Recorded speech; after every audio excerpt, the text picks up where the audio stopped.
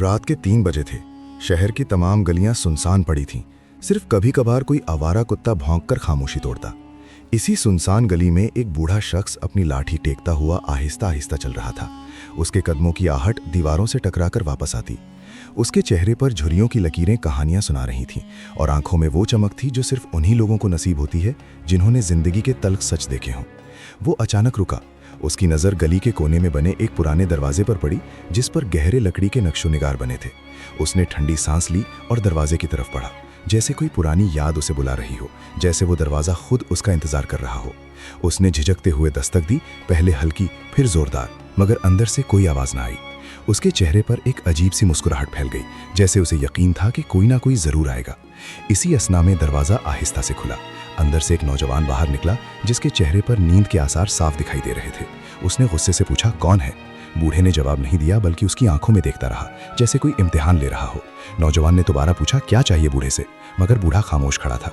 उसके होंठों पर वही मुहम्मा भरी मुस्कुराहट थी जो नौजवान को बेचैन कर रही थी। नौजवान ने परेशान होकर कहा, सुनता नहीं क्या? बूढ़े ने आहिस्ता से कहा, मैं तुम्हारे बाप का दोस्त हूँ और तुम्हें एक अमानत देने आया हूँ। नौजवान के चेहरे पर हैरत की लहर दौड़ गई। उसने फौरन कहा, मेरे वालिद का इंतकाल तो 15 साल पहले हो गया था और आपको मैंने कभी नहीं देखा। बूढ़े ने अपनी झोली में से एक पुराना मिट्टी का बर्तन निकाला जिस पर मिट्टी की तहें जमी हुई थी और उसके मुंह पर एक अजीब सी मोहर लगी थी। उसने कहा, ये बर्तन तुम्हारे वालिद ने मुझे दिया था, कहा कि जब मेरा बेटा बालिग हो जाए तो ये उसे दे देना। नौजवान ने बर्तन लेकर देखा। उसका वजन बहुत कम था, जैसे अंदर कुछ ही ना हो। उसने पूछा, इसमें क्या है? बूढ़े ने कंधे उचकाए और कहा, मैंने कभी नहीं खोला, तुम्हारे वालिद ने कसम दिलाई थी कि ना खोलूंगा। नौजवान ने पूछा, आप कौन हैं और मेरे वालिद आपके दोस्त कैसे थे? बूढ़े ने आंखें झुकाई और कहा, ये कहानी बहुत लंबी है और वक्त कम है। उसने कहा, मैं तुम्हें कल शाम को मुलाकात की जगह बताऊंगा, वहां आना, मैं सब बताऊंगा। नौजवान कुछ कहता उससे पहले ही बूढ़ा गली के अंधेरे में गायब हो गया, जैसे कभी था ही नहीं। नौजवान बर्तन को हाथों में लिए खड़ा रह गया। उसके जहन में हजारों सवाल उठ रहे थे, मगर कोई जवाब न था। वो रात भर सोया नहीं, सिर्फ उस बर्तन को देखता रहा और सोचता रहा कि आखिर इसके अंदर क्या है।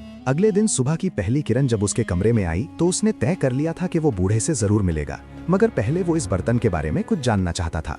उसने बर्तन को अपने हाथों में लिया और हर जाविये से देखा। उस पर कोई निशान था, कुछ ऐसी लकीरें जो बिल्कुल वहमी थीं, जैसे कोई कदीम जबान में लिखा हो।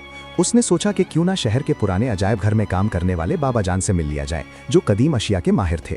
2 दिन बाद वो अजायब घर पहुंचा। बाबा जान एक बहुत बूढ़े शख्स थे, जिनकी आंखों पर मोटे शीशे चढ़े थे और हाथ मुसलसल कांप रहे थे। उन्होंने बर्तन को देखते ही अपनी कुर्सी से उछलकर कहा, ये बर्तन कहाँ मिला? उनकी आवाज में खौफ और हैरत दोनों शामिल थे।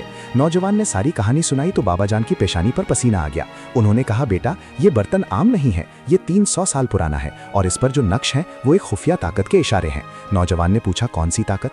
बाबा जान ने आहिस्ता से कहा, कहानियों के मुताबिक ये बर्तन उस शख्स को वो सब कुछ दिखा सकता है जो उसने खोया हुआ है, मगर इसे खोलने की एक शर्त है। शर्त यह है कि इसे सिर्फ वही शख्स खोल सकता है जिसका दिल बिल्कुल खालिस हो और जिसने कभी किसी को धोखा ना दिया हो, वरना वो शख्स हमेशा के लिए अपनी अकल खो बैठता है। नौजवान के चेहरे की रंगत उड़ गई।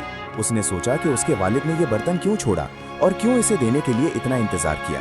बाबा जान ने मजीद कहा, इस बर्तन को खोलने की कोशिश करने वाले बहुत से लोग मर चुके हैं या पागल हो गए हैं, तुम इसे छोड़ दो। नौजवान ने कहा, लेकिन मेरे वालिद ने ये मेरे लिए छोड़ा है, उनका कोई मकसद जरूर होगा। शाम के वक्त वो वहां से वापस आया तो उसके घर के बाहर एक और शख्स खड़ा था। ये शख्स 40 साल का था, लंबे कद का। उसके हाथ में चांदी की छड़ी थी और चेहरे पर घमंड साफ झलकता था। उसने कहा, मैं रऊफ हूँ, तुम्हारे वालिद के पुराने कारोबारी साथी। मैंने सुना है कि तुम्हें एक पुराना बर्तन मिला है। नौजवान ने हैरत से पूछा, आपको कैसे पता चला? रऊफ ने मुस्कुराकर कहा, इस शहर में कोई छिपी नहीं रहती, चलाओ इस बर्तन को बेच दो, तुम्हें अच्छे पैसे मिल जाएंगे। नौजवान ने फौरन कहा, यह बर्तन मेरे वालिद की अमानत है, मैं इसे बेचने वाला नहीं। रऊफ का चेहरा उतर आया और उसने कहा, तुम्हें पता नहीं इस बर्तन की असल कीमत क्या है? उसने कहा, 1 हफ्ते में तुम्हें 10-12 कीमत दूंगा, वरना पछताना पड़ेगा। ये कहकर रऊफ वहां से चला गया, मगर उसकी धमकी नौजवान के जहन में घर कर गई। उसे लगा जैसे इस बर्तन के बारे में और भी लोग जानते हैं और सबकी नजरें उस पर हैं। कुछ घंटों बाद जब वो सोच रहा था तो उसे अपने वालिद की एक पुरानी डायरी याद आई जो उसने कभी नहीं पढ़ी थी। वो फौरन उठा और पुरानी अलमारी की तह में से वो डायरी निकाल ली। डायरी की जिल्द पर मिट्टी जमी हुई थी। उसने उसे साफ किया और पहला सफ़ा खोला। उस पर उसके वालिद की हैंडराइटिंग में लिखा था, आज मेरे बेटे की पैदाइश हुई, मैंने इसके लिए एक तोहफा छोड़ने का फैसला किया, मगर वो तोहफा बहुत खतरनाक है। नौजवान की सांस रुक गई।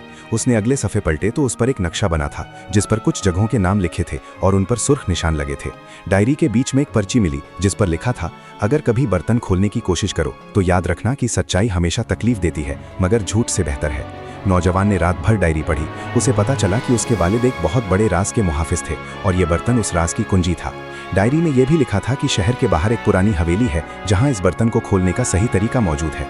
सुबह के वक्त उसने फैसला कर लिया कि वो उस हवेली पर जाएगा, चाहे कुछ भी हो जाए। वो अपने वालिद के असरार को समझना चाहता था और जानना चाहता था कि आखिर इस बर्तन में ऐसा क्या है। 2 दिन बाद वो उस हवेली की तरफ रवाना हुआ। रास्ते में उसे कई मुश्किलात का सामना करना पड़ा। पहले उसकी गाड़ी खराब हो गई, फिर बारिश शुरू हो गई और वो भीगता हुआ आगे बढ़ता रहा। हवेली शहर से 50 किलोमीटर दूर एक पहाड़ी पर वाक़ थी। उसके गिर्द घने दरख्त थे और रास्ते में कांटेदार झाड़ियां थीं। जब वो हवेली के करीब पहुंचा तो उसे एक और शख्स खड़ा मिला। ये शख्स उससे भी बूढ़ा था। उसकी दाढ़ी सफ़ेद थी और वो एक दरख्त के सहारे बैठा था। उसने कहा, मैं तुम्हारा इंतजार कर रहा था, मेरे नाम से। नौजवान ने पूछा, आप कौन हैं? उसने कहा, मैं हाशिम हूँ, तुम्हारे वालिद का वफादार साथी। नौजवान ने कहा, आप भी मेरे वालिद को जानते हैं? हाशिम ने कहा, बहुत अच्छी तरह। उन्होंने मुझे तुम्हारे आने से पहले ही बता दिया था कि तुम एक दिन जरूर आओगे। हाशिम ने उठकर हवेली का दरवाज़ा खोला। अंदर से धूल और पुरानी लकड़ी की बू आ रही थी। दीवारों पर जाले बने हुए थे और फर्श पर पुराने कागजात बिखरे पड़े थे। हाशिम ने कहा, यह हवेली तुम्हारे वालिद की थी। यहीं उन्होंने अपनी ज़िंदगी के आखिरी दिन गुजारे और यहीं उन्होंने तुम्हारे लिए वो सब कुछ छोड़ा है जो तुम्हें जानना चाहिए। हवेली के अंदर दाखिल होते ही नौजवान को एक अजीब सा एहसास हुआ, जैसे कोई उसे देख रहा हो। उसने पीछे मुड़कर देखा तो कोई ना था। हाशिम ने उसे एक कमरे में ले जाया जहां दीवार पर उसके वालिद की बड़ी सी तस्वीर लगी थी। उसके नीचे एक मेज थी जिस पर एक पुरानी किताब रखी थी। हाशिम ने कहा, ये वो किताब है जिसमें बर्तन के खोलने का तरीका लिखा है, मगर इसे पढ़ने से पहले तुम्हें जानना होगा कि ये रास्ता बहुत खतरनाक है।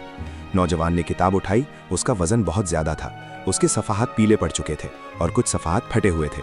उसने पहला सफ़ा खोला तो उस पर लिखा था, जो शख्स इस बर्तन को खोलेगा वो अपनी माजी की तमाम गलतियां देखेगा और फिर उसे एक मौका मिलेगा कि वो अपनी ज़िंदगी की सबसे बड़ी गलती को दुरुस्त कर सके। नौजवान ने सोचा कि उसके वालिद ने अपनी कौन सी गलती दुरुस्त करनी चाहिए थी। वो क्या था जो उन्होंने छोड़ दिया था। उसने आगे पढ़ा कि इस बर्तन को खोलने के लिए खास रस्म अदा करनी पड़ती है जिसमें 5 चीज़ों की ज़रूरत होती है और वो चीज़ें हवेली के मुख्तलिफ कमरों में छिपाई गई हैं। कुछ देर बाद हाशिम ने उसे हवेली के दूसरे हिस्से में ले जाया। वहाँ एक बंद कमरा था जिसका ताला जंगालूद था। हाशिम ने अपने जेब से एक पुरानी चाबी निकाली और ताला खोला। कमरे के अंदर एक संदूक था जिस पर मिट्टी की तह जमी हुई थी। इस संदूक को खोलने के लिए हाशिम ने कहा, इस संदूक की चाबी तुम्हारे पास है। नौजवान ने हैरत से कहा, मेरे पास तो कोई चाबी नहीं। हाशिम ने मुस्कुराकर कहा, वो चाबी वो बर्तन है जो तुम्हारे पास है, इसे संदूक के ऊपर रखो। नौजवान ने ऐसा ही किया। जैसे ही बर्तन संदूक पर रखा, संदूक का ढक्कन खुद ब खुद खुल गया और अंदर से एक चमकती हुई रोशनी बाहर आई। इस रोशनी में एक नक्शा नजर आया जिस पर 5 सितारे बने थे और हर सितारे के नीचे एक जगह का नाम लिखा था। हाशिम ने कहा, ये 5 मकामात हैं जहाँ से वो 5 चीज़ें मिलेंगी। तुम्हें खुद जाना होगा, मैं तुम्हारे साथ नहीं जा सकता। नौजवान ने पूछा, क्यों? हाशिम ने आंखें झुकाकर कहा, क्योंकि मैं वो काम कर चुका हूँ जिसकी सज़ा अभी बाकी है। मैंने एक बार ये बर्तन खोलने की कोशिश की थी और इसकी वजह से मैंने अपना सब कुछ खो दिया। रात के वक्त नौजवान ने नक्शे को गौर से देखा। पहला मकाम शहर के पुराने कब्रिस्तान के करीब था। दूसरा मकाम दरिया के किनारे एक टूटे हुए पुल के पास था। तीसरा मकाम शहर की पुरानी मस्जिद के पीछे था। चौथा मकाम एक बंद बड़े कारखाने के अंदर था और 5वां मकाम उस हवेली के तहखाने में था। सुबह होते ही वो पहले मकाम की तरफ रवाना हुआ। कब्रिस्तान के करीब पहुंचकर उसे एक पुरानी कब्र नजर आई जिस पर उसके वालिद का नाम लिखा था। वो चौंक गया क्योंकि उसके वालिद तो कहीं और दफन थे। उसने कब्र के पास जाकर देखा तो वहां एक छोटी सी डिबिया रखी थी जिसमें एक चाबी थी और उस चाबी के साथ एक खत था। खत में लिखा था, ये चाबी उस कारखाने के दरवाजे की है जहां तुम्हें तीसरी चीज मिलेगी, मगर खबरदार, इस कारखाने में तुम्हारा दुश्मन भी तुम्हारा इंतजार कर रहा है। नौजवान ने चाबी उठाई तो उसी वक्त उसे लगा जैसे कोई उसे देख रहा है। उसने मुड़कर देखा तो वही रऊफ दूर खड़ा उसे घूर रहा था और उसके हाथ में एक छोटा सा हथियार था। रऊफ आहिस्ता आहिस्ता उसकी तरफ बढ़ा और बोला, तुम्हें पता है तुम्हारे वालिद ने ये सब कुछ मुझसे छुपाया था, वो एक चोर थे। नौजवान ने गुस्से से कहा, झूठ बोल रहे हो, मेरे वालिद बहुत ईमानदार थे। रऊफ हंसकर बोला, तो फिर वो ये बर्तन क्यों छुपा कर ले गए? क्यों तुमसे भी छुपाया? ये सुनकर नौजवान के कदम जकड़ गए। उसे लगा जैसे जमीन उसके नीचे खिसक रही हो। उसने कहा, तुम झूठ बोल रहे हो। रऊफ ने कहा, चलो साथ चलो, मैं तुम्हें वो सब दिखाऊंगा जो तुम्हारे वालिद ने छुपाया है। नौजवान ने इनकार कर दिया, मगर रऊफ ने उसे धमकी दी कि अगर तुमने साथ ना दिया तो मैं तुम्हें और तुम्हारे खानदान को बर्बाद कर दूंगा। नौजवान ने मजबूरन उसके साथ जाना कबूल कर लिया। वो दोनों एक गाड़ी में बैठकर कारखाने की तरफ रवाना हुए। रास्ते में रऊफ ने बताया कि उसे ये सब राज उस वक्त पता चले जब उसने नौजवान के वालिद की डायरी चुराई थी। उसने कहा, तुम्हारे वालिद ने मुझे धोखा दिया था, उन्होंने वो बर्तन मुझे देने से इनकार कर दिया था। नौजवान ने कहा, अगर मेरे वालिद ने इनकार किया तो इसकी कोई वजह होगी। रऊफ ने गुस्से से कहा, वजह कुछ नहीं थी, बस वो लालची थे। कारखाने के बाहर पहुंचकर रऊफ ने गाड़ी रोकी। कारखाना बहुत पुराना था, उसकी खिड़कियां टूटी हुई थीं और दरवाजों पर जंग लगा हुआ था। रऊफ ने अपने पास से एक चाबी निकाली और दरवाजा खोला। अंदर अंधेरा था और हवा में जंग और नमी की बू थी। रऊफ ने टॉर्च जलाकर आगे बढ़ना शुरू किया और नौजवान उसके पीछे पीछे था। वो कारखाने के तहखाने में उतरे तो वहां एक बड़ा सा लोहे का दरवाजा था जिस पर एक पुराना ताला लगा था। रऊफ ने कहा, तुम्हारे वालिद ने ये दरवाजा बंद किया था और इसके पीछे वो चीज़ छुपाई थी जिसकी वजह से उन्होंने मुझे धोखा दिया। उसने ताला तोड़ने की कोशिश की मगर वो ना टूटा।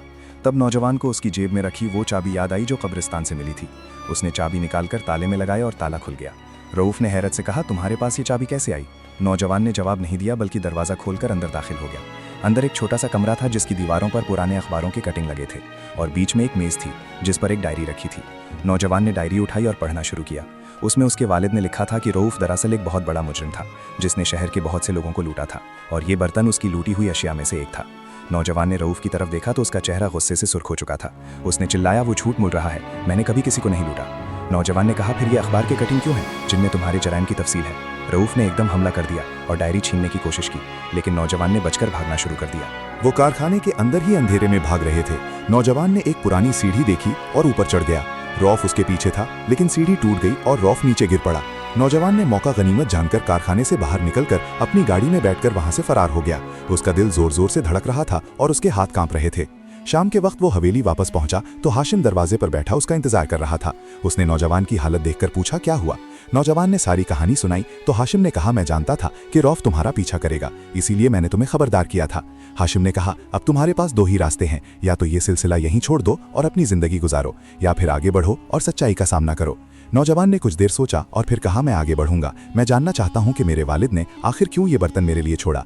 हाशिम ने उसे दूसरे मकाम का पता बताया जो दरिया के किनारे टूटे हुए पल के पास था। उसने कहा, वहां तुम्हें एक पुरानी बोतल मिलेगी जिसमें एक और पैगाम होगा।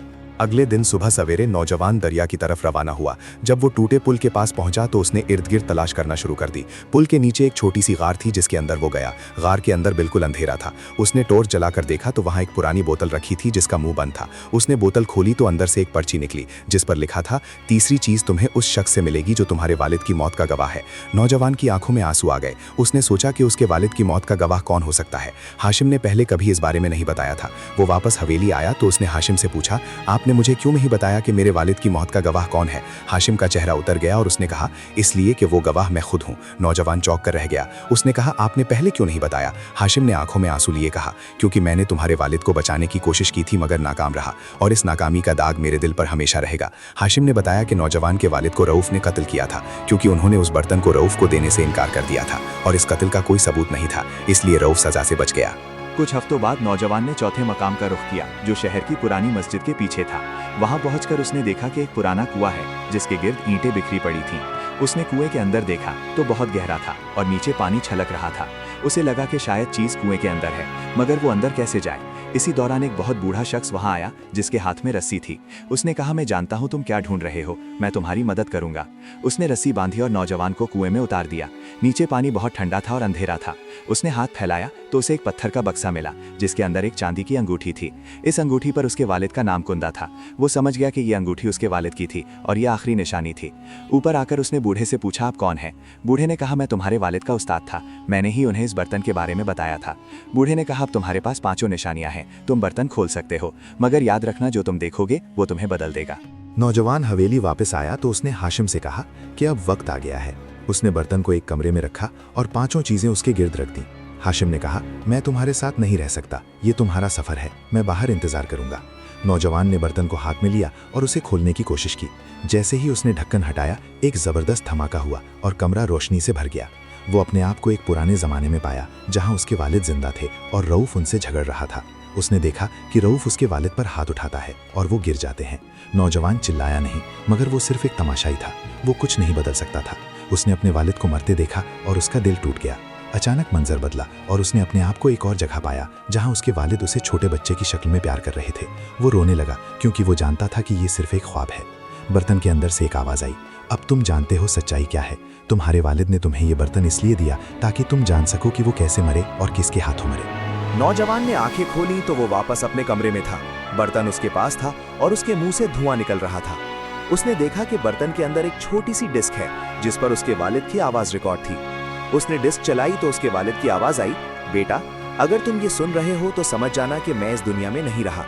ये बर्तन तुम्हें वो ताकत देता है जो तुम्हें इंसाफ दिलाने में मदद देगी, मगर याद रखना इंसाफ का रास्ता हमेशा आसान नहीं होता। नौजवान ने डिस्क बंद की और उसके चेहरे पर अज़्म था। वो जानता था कि उसे क्या करना है। उसने हाशिम को बुलाया और कहा, हमें पुलिस जाना है, अब हमारे पास सबूत हैं। हाशिम ने हैरत से कहा, क्या सबूत? नौजवान ने बर्तन की तरफ इशारा किया और कहा, यह बर्तन ही हमारा सबूत है, इसमें रऊफ के जराइम की तमाम तफसीलात हैं। अगले दिन वो पुलिस स्टेशन पहुंचा। और वहाँ के अफसर को सारी कहानी सुनाई। पुलिस अफसर ने पहले तो उसकी बात पर यकीन नहीं किया, मगर जब उसने बर्तन का ढक्कन खोला और अंदर से रिकॉर्डिंग सुनी तो उसके होश उड़ गए। पुलिस ने फौरी कार्रवाई करते हुए रऊफ को गिरफ्तार कर लिया। रऊफ ने सब कुछ मान लिया और उसे उम्र कैद की सजा सुनाई गई। नौजवान ने बर्तन को अपने पास रखा तो उसे उसकी ताकत का एहसास हुआ। उसने फैसला किया कि वो इस बर्तन को कभी किसी को इस्तेमाल करने नहीं देगा और उसे हमेशा अपने पास रखेगा। हाशिम ने उसे बताया कि ये बर्तन दरअसल एक कदीम खजाने की कुंजी था जो शहर के नीचे दबा हुआ था, मगर नौजवान ने कहा कि खजाने से बड़ी चीज इंसाफ है और उसने वो खजाना गरीबों में तकसीम कर दिया। शहर के लोगों ने उसकी बहादुरी की तारीफ की और वो एक कहानी बन गया। लोग उसे सयाना भाई कहने लगे क्योंकि उसने अपनी सयाने से एक बड़े मुजरिम को पकड़वाया। महीनों बाद जब वो उसी गली से गुजर रहा था जहां सब कुछ शुरू हुआ था, तो उसे वो बूढ़ा फिर मिला जो पहली रात बर्तन लाया था। उसने बूढ़े से पूछा, आप कौन हैं? बूढ़े ने मुस्कुराकर कहा, मैं तुम्हारे वालिद का वो दोस्त हूं जिसने उनसे वादा किया था और आज वो वादा पूरा हो गया। बूढ़ा वहां से गायब हो गया और नौजवान समझ गया कि ये सब एक मंसूबा था, एक मंसूबा जो उसे सच्चाई तक लेकर आया। और उसने अपने दिल में अपने वालिद के लिए दुआ की कि उनकी रूह को सुकून मिले।